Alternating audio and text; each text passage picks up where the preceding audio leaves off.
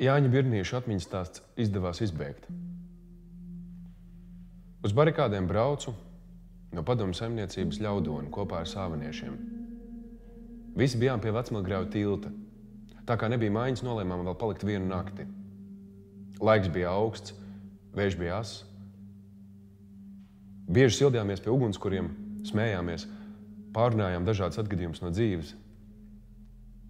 Mūs bieži cienāja ar tēju, kafiju, cigaretēm.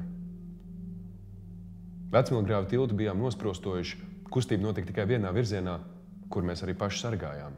Netālu no mums atradās arī omaniešu bāze, bet pie viņu draudiem mēs jau bijām pieraduši. Tad pienāca 16. janvāra pievakare, kad mūs nesagatavots pārsteidz omanieši. Es biju viens no tiem, kas atteicās prasībai pakļauties un gulties pie zemes.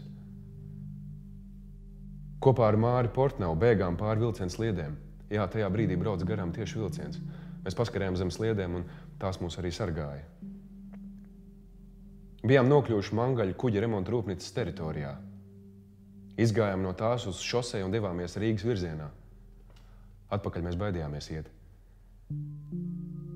Mans ceļbiedrs Māris bija dienējis Afganistānā, un viņam par to visu bija diezgan drūmas atmiņas. Ceļā satikām vienu laipnu sieviņu, kas mūs uzrunāja un arī piedāvāja naktsmājas, jo saprata, ka mēs esam no barikādēm. Mēs abi arī piekritām. Nakti pavadījām pie viņas.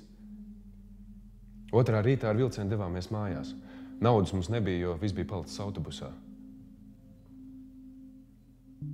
Cilvēki bija ļoti saprotoši.